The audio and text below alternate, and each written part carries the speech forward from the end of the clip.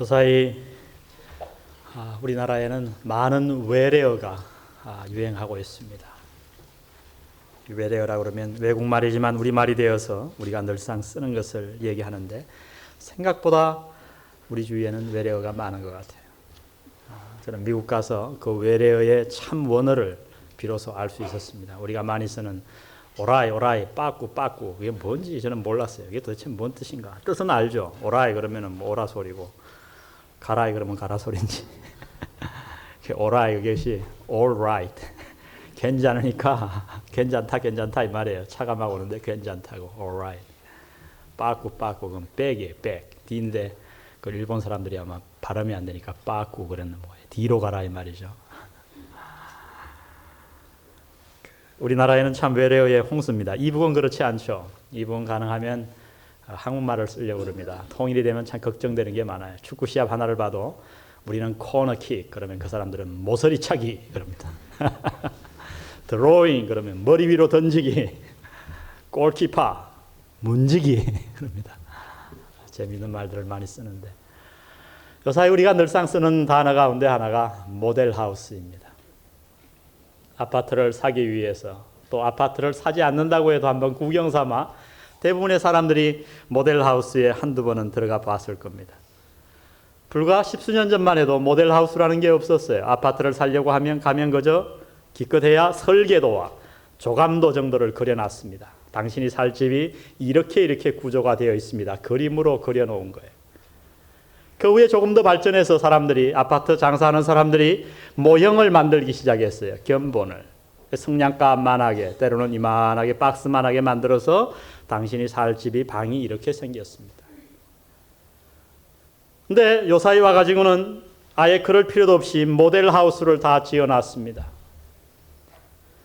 모델하우스에 가보면 자신이 살 미래의 집을 100% 현실로 볼 수 있어요. 뭐 설명이 다 필요 없어요. 가보면 방이 이렇게 생겼구나. 마루, 부엌, 화장실.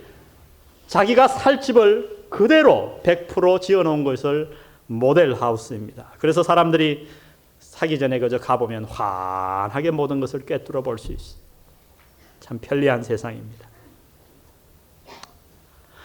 오늘 저와 여러분이 읽은 이 본문은 우리가 본받아야 할 신앙의 본을 소개하고 있습니다. 도대체 신앙생활이란 어떻게 해야 되는 건가? 우리가 다 예수 믿기 위해서 이 자리에 왔는데 어떻게 해야 예수를 제대로 믿을 수 있겠는가? 교회를 꽤 오래 다니고서도 신앙생활에 대한 그림이 분명하지 않은 사람들이 많습니다. 도대체 신앙생활을 어떤 자세로 어떻게 해야 하는가 모르는 분들이 많이 있어요. 저는 그러한 분들을 위해 오늘 본문에 나타난 신앙의 모델하우스로 여러분들을 이 아침에 초대하기를 원합니다. 신앙생활이 뭔지 알고 싶으십니까? 분명한 그림을 보시고 싶으십니까? 오늘 이 본문에 나타난 하나님의 소개를 살펴보시기 바랍니다.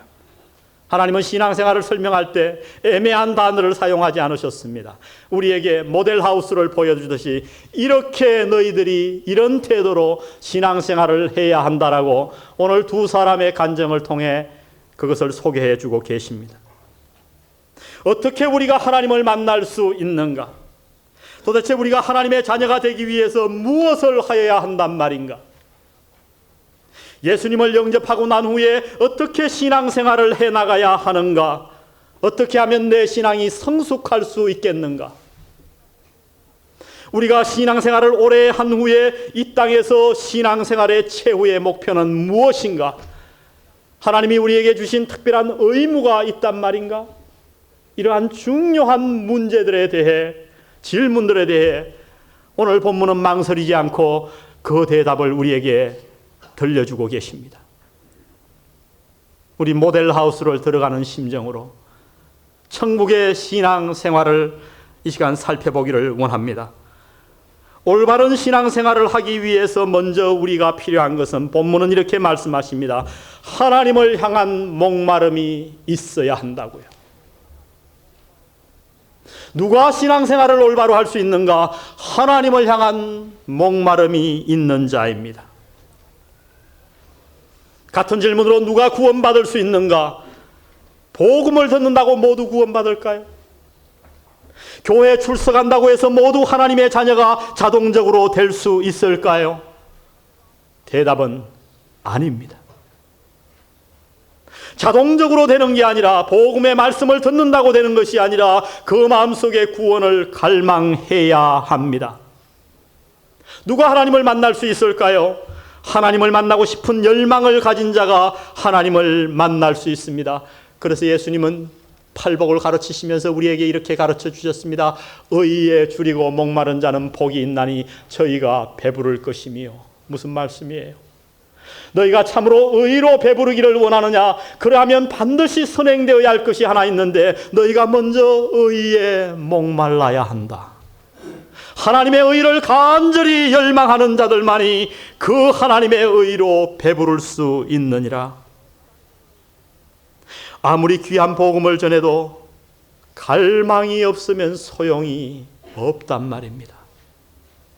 아무리 좋은 설교를 해도 마음속에 듣고 싶어하는 영혼의 갈증이 없으면 아무 소용이 없다 말씀하십니다.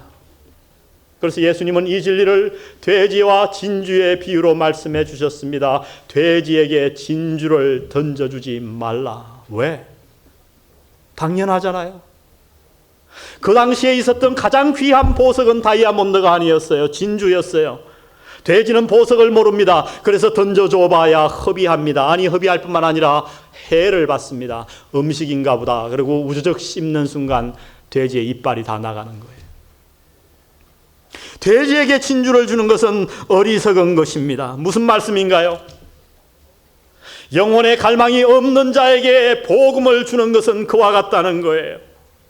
돼지에게 진주가 소용이 없듯이, 아니 오히려 해롭듯이, 하나님을 향한 갈망이 전혀 없는 자에게 하나님을 소개하는 것은 아무 유익이 되지 않는다는 말씀입니다.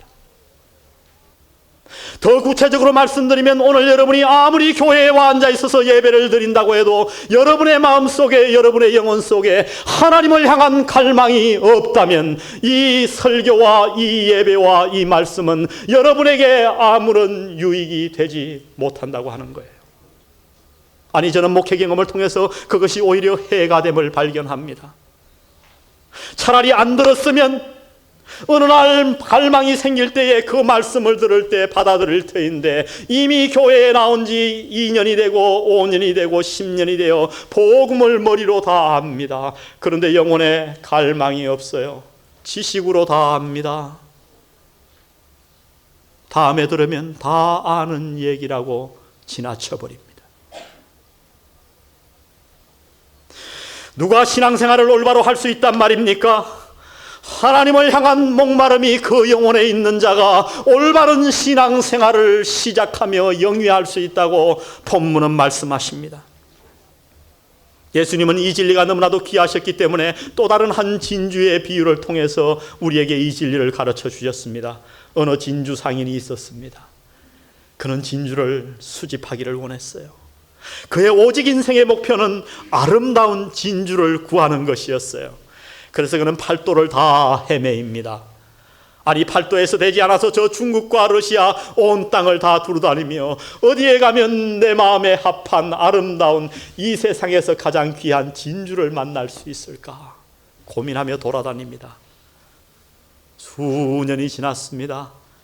수십 년이 지나갑니다.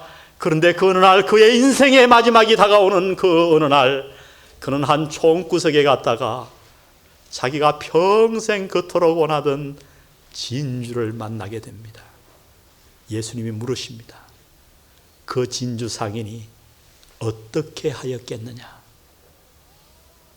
제가 곧바로 가서 자기의 재산을 다 팔아서라도 그 진주를 반드시 구입하지 않겠느냐? 왜 그가 자기의 재산을 다 팔아서 진주를 구입할까요? 진주에 대한 가치를 알기 때문입니다. 그 사람은 진주를 평생 동안 갈망해 왔기 때문입니다. 마찬가지입니다. 누가 하나님의 말씀을 받아들일 수 있습니까? 누가 참으로 주님의 복음의 말씀을 받아들여 구원받고 하나님의 자녀가 될 수 있습니까? 그저 복음의 말씀을 들은 사람입니까? 아니요. 복음을 갈망하는 자입니다. 하나님의 말씀을 사모하는 자, 하나님을 갈망하는 자. 사랑하는 성도 여러분, 누가 하나님을 과연 만날 수 있을까요?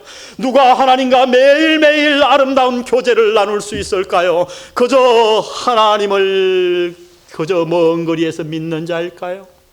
아니요. 하나님을 갈망하는 자인 줄 믿습니다. 하나님을 갈망해 보셨습니까? 저는 지난 주간에 우리 침례신학대학 가서 설교를 했습니다. 목요일 날. 수요일 날 하루 종일 가르치고 설교하고 목요일 날 가서 피곤했어요. 설교를 마치고 돌아와서 오랜만에 처갓집에 갔기 때문에 장인 장모님과 얘기를 나누었습니다. 새벽 1시가 되어서 잠자리에 들었어요. 육신은 피곤했지만 누웠는데 잠이 오지 않아요. 하나님이 제게 말씀하기를 원하시는 것 같았습니다. 피곤했지만 일어나 무릎을 꿇었어요. 내가 하나님을 정말 갈망하고 사모하고 주여 말씀해 주십시오. 당신께서 내게 무엇을 말씀하시기 원하십니까? 무릎을 꿇고 10분, 20분 기다리는 동안 그날 하나님이 제게 얼마나 많은 은혜를 주셨는지요. 어느새 눈을 뜨니 동이 트고 있었습니다. 제 육신은 피곤했지만은 그날 제가 받은 하나님의 은혜를 저는 기억합니다. 여러분, 하나님께서는 언제나 우리를 축복하시려고 축복의 그릇에 축복을 가득 담고 계세요. 그러나 누가 그 축복을 받습니까? 은혜를 갈망하는 자인 줄 믿습니다. 여러분, 우리가 물이 귀한 것을 압니다. 그러나 한번 예를 들어보세요. 어느 사람이 물에 빠졌습니다. 그래서 먹기 싫은 물을 한 3분간 그냥 꿀떡꿀떡 마셔가지고 배가 똥똥하게 나왔어요. 물을 시큼 먹은 사람에게 아이고 고생하셨습니다. 물 드시죠. 뺨을 칠걸요. 그러나 여러분, 사막에서 너무너무 목이 말라 정말 물이 없어 고민하는 그 자에게 이 반잔의 물을 갖다 줄 때 그 물이 얼마나 달고 귀하겠습니까? 똑같은 하나님의 말씀이 선포됩니다. 하나님은 우리에게 동일하게 대하십니다. 차별 없이 우리에게 축복을 주고 싶어 하십니다. 그런데 어떤 사람은 왜 그 하나님의 말씀을 듣고 구원을 받고 그 말씀 속에서 자라나는 반면 어떤 사람은 5년, 10년, 15년을 교회 나오는데 신앙의 성장이 없을까요? 하나님이 차별하셔서입니까? 하나님의 말씀의 능력이 달라서입니까? 아닙니다. 우리 영혼의 갈망에 따라 우리의 신앙이 달라짐을 성경은 말씀합니다. 오늘 본문은 고넬료에 관한 말씀입니다. 우리가 잘 알고 있습니다. 그런데 오늘 본문에 보니까 고넬료는 놀라운 축복을 받았어요. 왜? 어떤 면에서요? 그가 기도하고 있는 가운데 하나님께서 특별한 사자를 보내주셨어요. 흰옷을 입은 사자를 보내가지고 고넬료에게 말씀을 해주셨어요. 얼마나 좋습니까? 그러나 하나님의 사자만 보내신 게 아니에요. 하나님은 하나님의 사자만 보내서 부족하니까 베드로를 보내주셨어요. 그 당시에 하나님이 들어 쓰셨던 성령 충만했던 유일한 사도 베드로, 그를 직접 보내주셨어요. 여러분, 얼마나 놀라운 큰 축복을 받았습니까? 그런데 왜 하나님이 당신의 사자와 베드로를 동시에 고넬료에게 특별하게 보내주셨나요? 그 이유가 31절에 기록되어 있습니다. 우리 다 같이 한번 읽어보겠습니다. 31절 시작. 말하되 고넬료야, 하나님이 내 기도를 들으시고 내 구제를 뭐 하셨으니? 기억하셨어. 기억하셨어. 무슨 얘기예요? 하나님이 고넬료 영혼 속에 있는 갈망을 보셨다는 겁니다. 그는 이방인이었습니다. 구원과 아무런 상관이 없는 자였어요. 처음에 그저 로마의 군인이었기 때문에 이스라엘을 통치하기 위해서 그 나라에 왔습니다. 그런데 그 어느 날 그가 살아가는 동안 하나님을 듣게 됩니다. 이스라엘 백성들이 그토록 사모하는 하나님, 그것을 바라보는 순간 고넬료의 마음속에 하나님을 알고 싶은 갈망이 생겼습니다. 내가 어떻게 하면 하나님을 만날 수 있을까? 내가 어떻게 하면 나도 하나님의 선택받은 하나님의 자녀가 될 수 있을까? 그는 노심초사합니다. 내 재산을 털어서 가난한 사람을 도와주면 가능할까? 그래서 그는 구제 사업도 해보았습니다. 유대인의 전통을 따라서 무릎을 꿇고 기도해 보았습니다. 하루 이틀 기도한 게 아니고 오랜 세월 동안 고넬료는 시간을 정해놓고 기도했습니다. 그날도 기도하고 있는 가운데 성경은 말씀합니다. 하나님의 사자가 고넬료에게 나타나셔서 고넬료야, 내 구제와 기도가 하나님 앞에 기억되었다.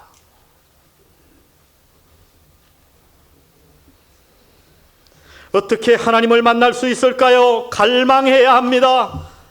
그가 이렇게 애쓰고 힘쓸 때에 하나님은 그 모든 것을 하늘에서 보고 계셨다고 성경은 얘기합니다. 4절을 보십시오. 똑같은 말씀을 이렇게 얘기합니다.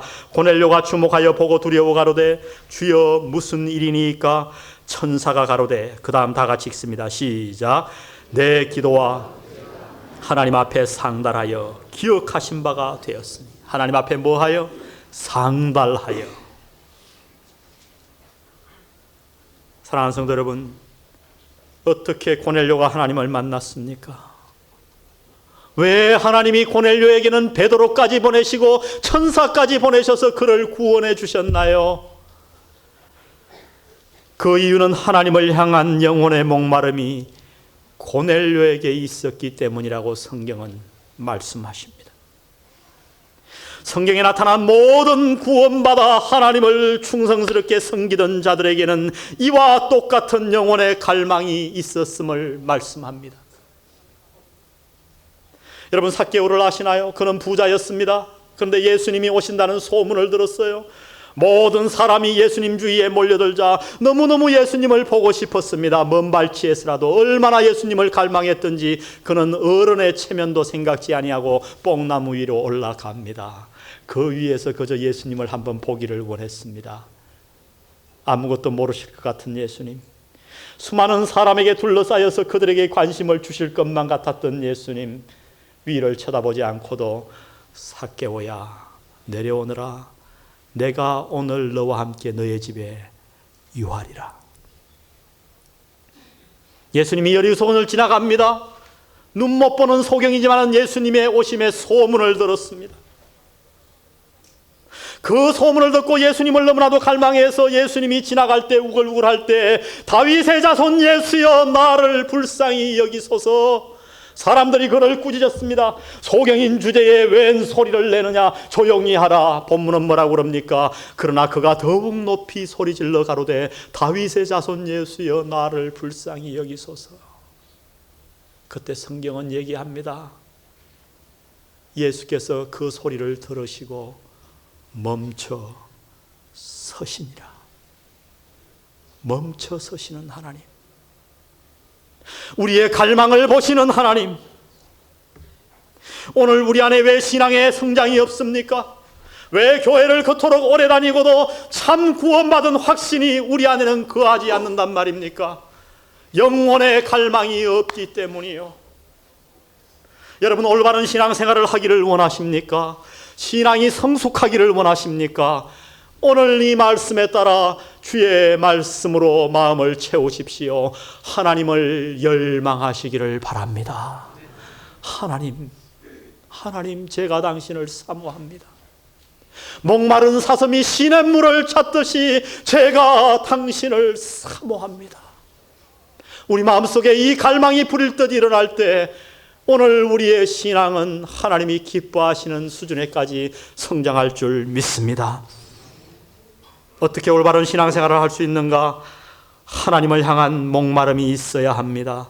두 번째, 오늘 본문에 말씀하시기를 하나님을 날마다 배워가야 합니다. 하나님을 날마다 배워가야 합니다.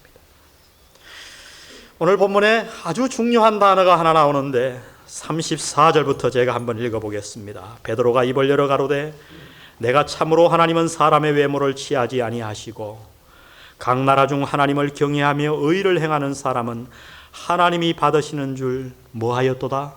깨달았도다. 누가 깨달았어요? 베드로가요. 여러분, 지금 누가 누구에게 전도를 하고 있는 거예요? 베드로가 고넬료에게 전도하고 있어요. 그런데 누가 깨달았어요? 베드로가 깨달았어요. 여러분, 이건 놀라운 일이에요. 무엇을 깨달았습니까? 베드로가 오늘 보니까 하나님에 대해 깨달았어요. 여러분, 이거 이상하지 않아요? 이제 베드로는 어떤 사람입니까? 하나님에 대해서 알 만큼 아는 자입니다. 예수님과 3년간 동거동락했습니다.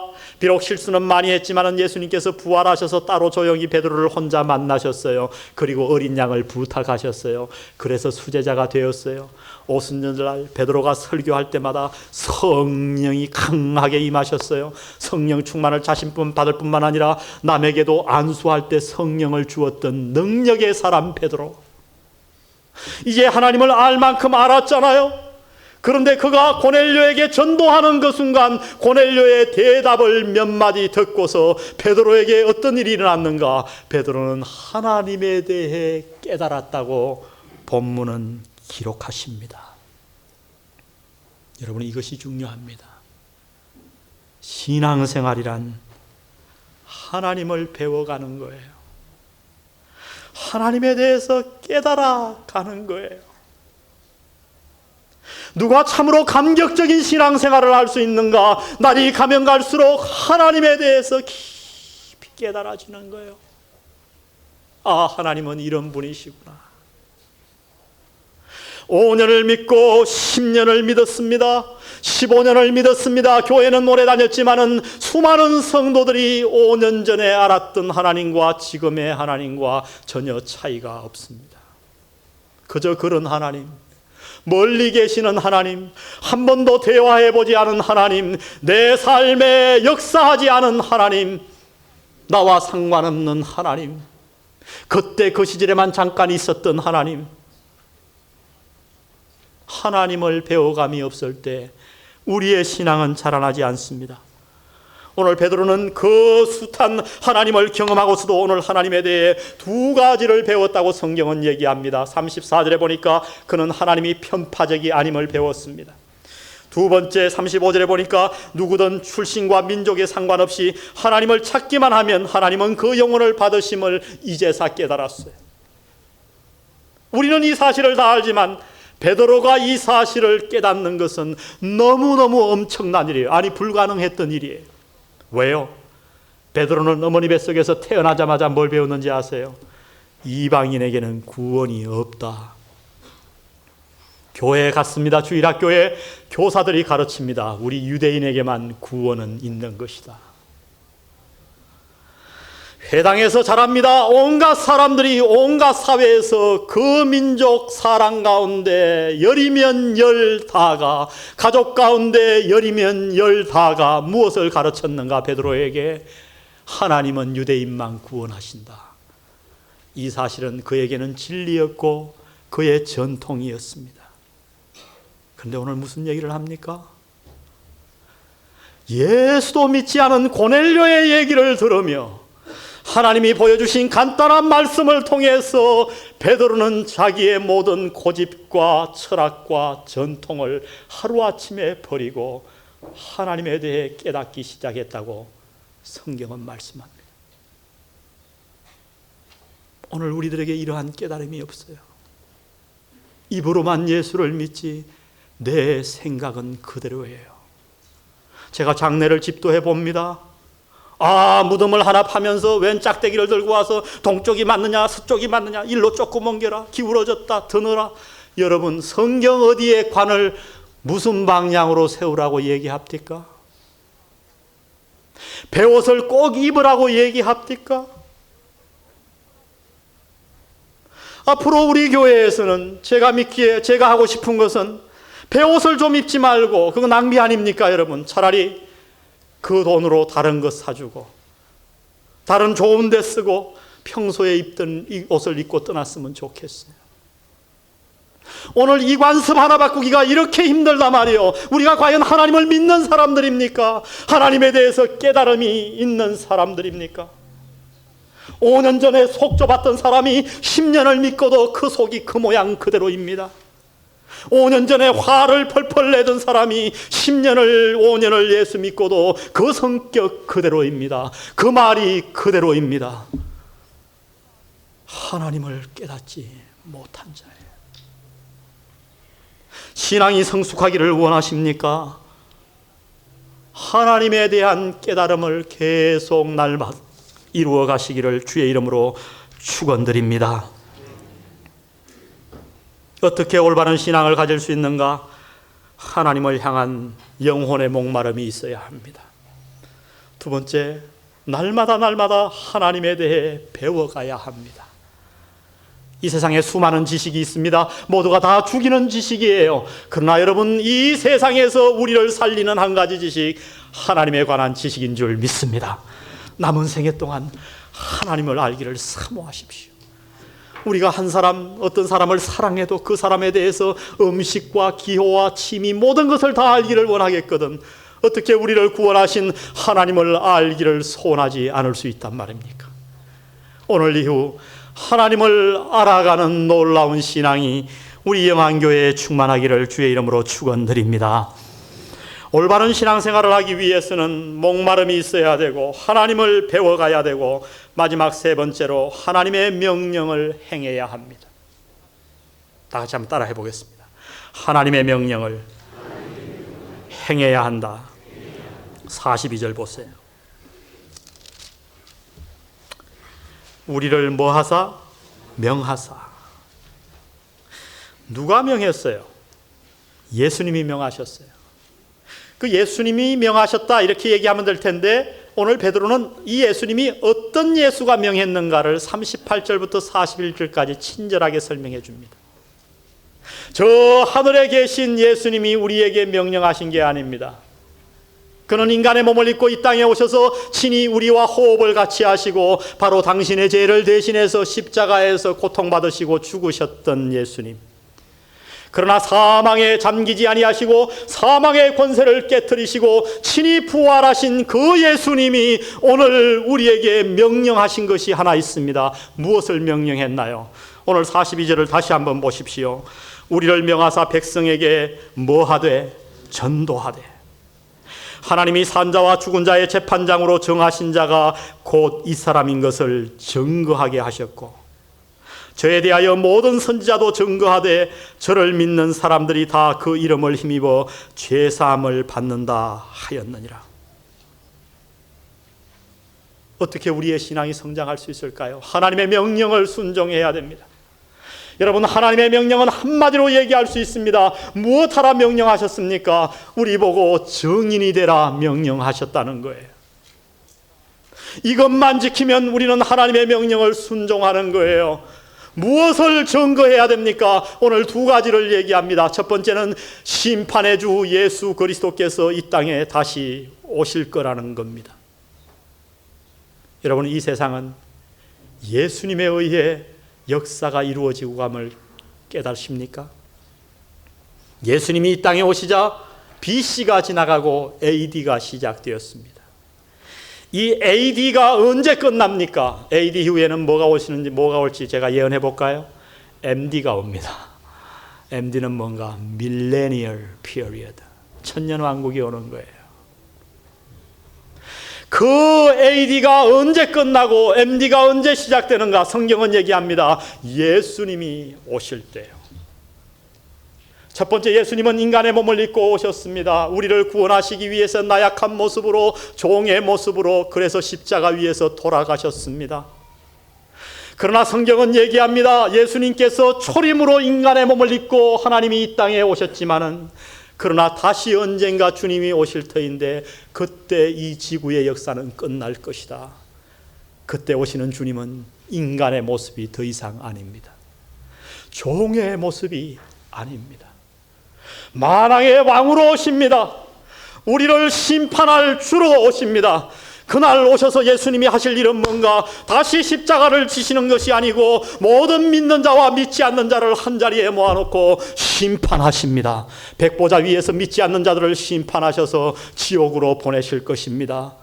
그리스도의 심판대 앞에서 우리 모든 믿는 자들을 모아놓고 그 예수 믿고 행한 삶에 따라 당신을 심판하실 것입니다. 이 사실을 증거하라는 거예요. 오늘 그리스도인들이 이 사실을 증거하지 않아요. 왜? 자신들도 믿지 않으니까요. 목사님 21세기가 눈앞에 와 있는데 아직도 지옥 얘기합니까? 많은 신학자들도 지옥을 믿지 않는 이 세대에 우리는 살고 있어요. 그러나 성경이 무엇을 얘기합니까?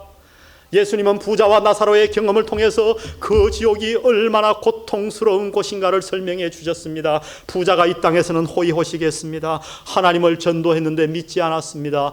죽어봤더니 그곳은 너무너무 고통스러웠어요. 어느 정도요? 나사로가 저기 아브라함의 품에 있는 게 보입니다. 그가 말하기를 아브라함이여 나사로를 보내 물 한 컵이 아니라 물 한 방울만 손가락에 찍어서 내 혀에 좀 적시게 해주세요. 우리는 지옥이 얼마나 고통스러운 것인지 몰라요, 자세히. 그러나 주님은 그 한마디로 설명해 주셨어요. 내가 죽고 싶다고 죽을 수 있는 것이 아닙니다. 영원히 살아야 합니다. 이 땅에서의 고통과는 비교도 되지 않을 고통이 계속되어지는 곳, 그곳이 지옥입니다. 믿지 않는 자들을 그곳에 보내시기 위해서 이제 곧 예수님이 오십니다. 문 앞에 와 계십니다. 심판의 주가. 얼마나 고통스러운 것인지 이 부자가 그것을 거절당하자 나사로를 보내가지고 내 형제들이 여기에 오지 않게 해주십시오. 놀라운 사실은 부자의 그 두 가지 요청이 다 거절당했다고 하는 사실입니다. 지옥은 두 번의 기회가 없습니다. 여러분 이 사실을 믿으십니까? 그렇다면 전파하십시오. 이것을 우리는 증거해야 합니다. 오늘 여기에 보니까 또 한 가지 증거해야 할 사실을 말씀하십니다. 42절 43절에 예수님이 예수님의 이름으로만 죄사함을 받음을 증거해야 합니다. 예수님의 이름으로만. 아이 목사님 그 기독교는 너무 폐쇄적이지 않습니까? 절에 가면 교회 가도 된다고 그러는데 왜 교회 가면 예수님만 구원 얻고 불교 믿으면 지옥 간다 그럽니까? 우리가 폐쇄적인 겁니까? 아니요. 우리는 정답을 갖고 있는 거예요. 석가가 누굽니까? 훌륭한 사람입니다. 공자가 누굽니까? 훌륭한 사람이에요. 그러나 그는 신이 아닙니다. 성경은 얘기합니다. 예수님은 인간의 모습으로 이 땅에 오셨지만 그는 단순한 인간이 아니라고요. 이 땅을 창조하신 하나님이셨습니다. 그분이 인간의 몸을 입고 이 땅에 오셨어요. 왜? 우리의 의로 나 자신을 구원할 수 없기 때문에. 여러분이 깨끗하게 살아왔다고 자부하십니까? 저는 그런 사람을 한 사람 만났습니다. 전도를 하는데 저보고 그러더라고요. 목사님, 제가 이때까지 살면서 남의 돈 떼먹은 거 없고 제가 이렇게 고아원에 얼마를 희사했고 부자셨어요. 자기의 한 행적을 쭉 얘기하셨어요.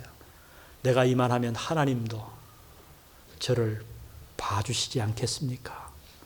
저는 만약에 천국과 지옥이 있다면 분명히 천국 갈 것을 확신합니다. 제가 교회 안 나가고 예수 안 믿어도 말이죠. 제가 어떻게 할까 고민하다가 예를 들어 설명해 주었어요. 선생님, 옛날에 촛불 써보셨습니까? 아, 써봤죠. 아, 얘기를 막 하세요. 그 할아버지가. 옛날에 호롱불을 켜다가 잔치 때 가끔 촛불을 탁 켜면 얼마나 밝은지. 그럼 체험해 보셨나요? 촛불이 그렇게 밝아요. 예, 밝죠. 호롱불에 비해서 촛불은 그렇게 밝습니다. 그런데 혹시 할아버지 촛불을 가지고 환한 대낮에 밖에 나가 보신 적이 있나요? 그 촛불이 얼마나 밝읍니까? 하나님 앞에 우리의 의는 아무것도 아닙니다. 평생을 착하게 살아도 우리 인간의 눈으로 보니까 그게 의롭지 거룩하신 하나님의 눈으로 볼 때는 그게 아무것도 아닙니다. 그래서 예레미야는 말씀하시기를 우리의 의가 더러운 옷 같다 그랬어요. 그 더러운 옷이 뭔지 아세요? 여자의 옛날에 월경 때 쓰던 천이에요. 문자적으로 그런 뜻이에요. 여러분이 정말 거룩하게 올바르게 살았다고 생각하십니까? 그 의는 하나님 앞에 아무 소용없는 거예요. 그래서 하나님이 오셨어요. 그래서 예수님이 당신을 위해 십자가에 돌아가셨습니다. 주님 말씀하시기를 그 이름으로 죄사함을 얻는다. 여러분 이 사실을 믿으십니까? 정말 여러분이 이 사실을 믿으신다면 어떻게 이 사실을 당신의 사랑하는 가족과 친구들에게 전하지 않을 수 있단 말입니까? 심판의 주가 곧 오시는데요. 우리 인간은 모두, 특히 부모는 자기의 인생이 저주스러우면 자식이 그 뒤를 물려받기를 정말 원치 않습니다. 저 강원도 황지에 가면 막장 인생들이 모이는 곳이 있다고 합니다. 광부촌이죠. 인생 하다가 안 된 사람들이 막판으로 거기 가서 시설이 너무 열악해요. 탄을 꺼내고 그 다음에 규병이라고 하는 병, 폐가 다 굳어 규폐병이 걸려서 죽어갑니다. 그 황지에 있는 한 광부의 국민학교 다니는 아들이 이런 시를 썼습니다. 신문에 났는데 제가 읽어보고 너무 눈시울이 뜨거웠어요. 여러분 이 가을에 한번 들어보십시오. 우리 아버지는 탄을 캐신다.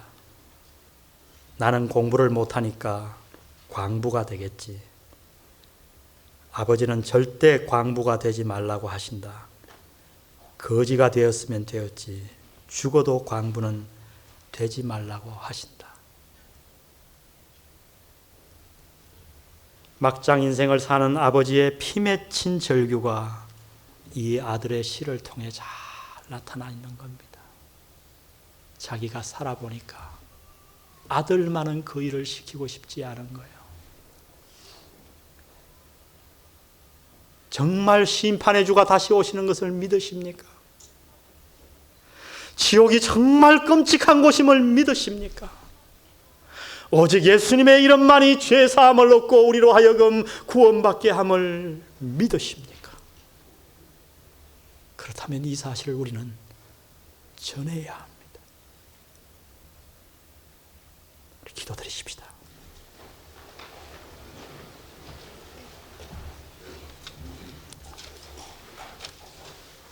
우리 한 1, 2분간 조용히 기도하시겠습니다. 지난 수년 혹은 수년간의 당신의 신앙생활을 한번 돌아보지 않겠습니까? 얼마나 성숙하셨습니까? 아니 더 원초적인 질문을 제가 묻겠습니다. 당신은 정말 구원받으셨습니까? 주님이 이 땅에 오늘 다시 오신다면 당신은 천국에 갈 분명한 확신을 갖고 계신가요? 기도하십시다. 우리 한 1, 2분간 조용히 하나님 앞에 당신의 마음을 열고 기도하지 않으시겠습니까? 하나님을 얼마나 갈망해 오셨습니까? 여러분의 영혼에 목마름이 있으십니까? 사슴이 시냇물을 찾듯 다윗이 가졌던 그런 열망이 있으신가요? 오늘 회복하십시다. 주여 내 영혼의 열망, 갈망을 허락하여 주옵소서. 제가 목말라 하기를 원합니다. 당신의 은혜를 사모합니다. 당신을 배우기를 원합니다. 당신의 명령을 순종하여 정인이 되기를 원합니다. 우리 한 1, 2분간 하나님 앞에 기도하시겠습니다. 아버지 하나님, 오늘 이 말씀을 우리에게 주셨습니다. 오늘 이 말씀이 우리 앞에 우리 자신을 돌아보는 귀한 시금석의 말씀이 되게 주여 도와주옵소서. 아버지 하나님, 참 이 말씀을 한 귀로 듣고 한 귀로 흘리는 그러한 말씀이 되지 말게 하시고 주의 말씀에 순종하여 내 영혼의 양식으로 삼는 귀한 시간 되도록 주여 인도하여 주시옵소서.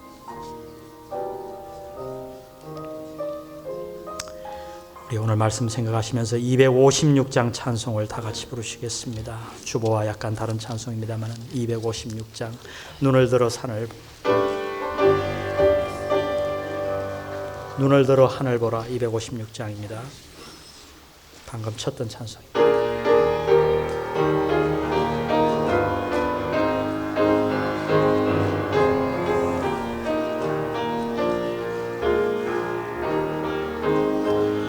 눈을 들어 하늘 보라.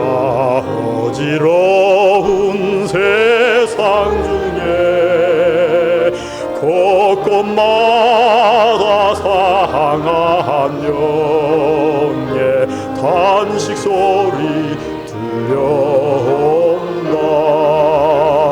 빛을 잃은 많은 사람, 길을 잃고 헤매이며 강자처럼 기진하리. 믿는 자여 너희 눈을 들어 하늘 보라. 어두워진 세상 중에 외치는 자만큼 많은 생명수를 만났어라. 죄를 대속하신 주님, 선한 일꾼 찾으시나. 대답하리오니이다.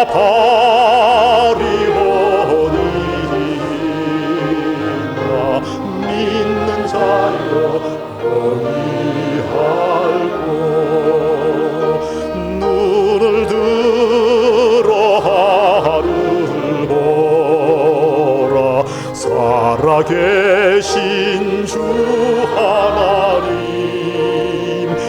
약한 자를 부르시어 하늘 뜻을 정하셨다. 생명수는 홀로 예수 저기여 나중이라. 주님 너를 부르신다. 믿는 자여 너희할고. 눈을 들어 하늘 보라. 다시 사신 그리스도, 만 백성을 사랑하사 오래 참고 기다리셔. 인내하신 우리 구주, 의의 심판하시는 날 곧 가까이 임하는데. 믿는 자여 너희알고. 기도하십시다. 아버지 하나님, 우리의 신앙이 어떻게 성숙할 수 있는가를 망설이지 아니하시고 분명하게 가르쳐 주심을 감사합니다. 주님, 우리에게 갈망을 허락해 주옵소서. 음식이 없어서 기갈이 아니라 하나님의 말씀이 없어서 기갈을 느낄 수 있는 영혼을 저희들에게 허락하여 주옵소서. 하나님을 배우고자 하는 열망이 우리 가운데 일어나므로 이 복음을 전하고자 하는 열망을 품고 내 가정을, 내 주위 사람들을 주님 앞으로 인도해낼 수 있도록 축복하여 주옵소서. 오늘도 증인되기 위해 우리의 가진 물건을 바쳤습니다. 이 물질 하나님 험량해 주시고 바친 손길 약속하신 대로 축복하여 주시옵소서. 예수님의 귀하신 이름으로 기도드렸습니다. 아멘.